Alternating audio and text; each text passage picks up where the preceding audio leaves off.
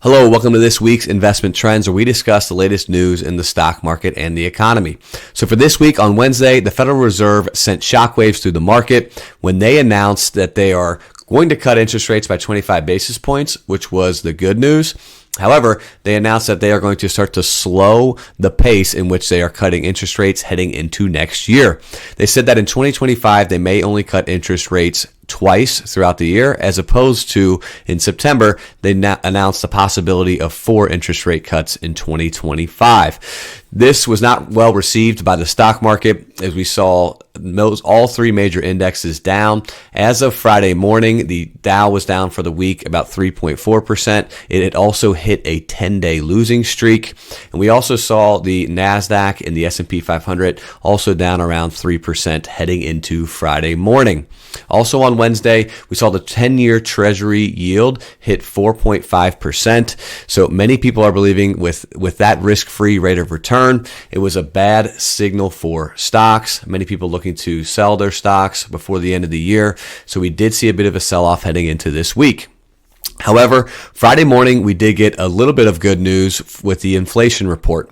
So the inflation report came in under expectations. It came in at 2.4% as opposed to 2.5%. Still slightly above the Federal Reserve's inflation target of 2%, which seems like it's going to be hard to hit. And Federal Chair Jerome Powell expressed that in his conference on Wednesday.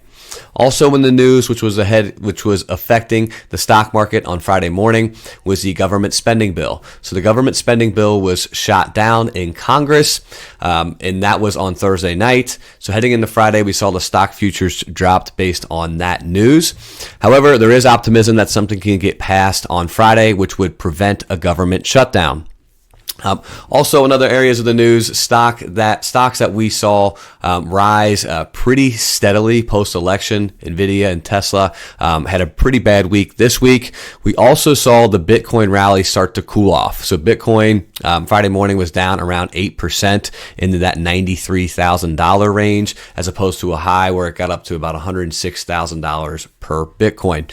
So something to keep an eye on as we head into the end of the year. I do expect some choppiness and volatility between now and the middle of January.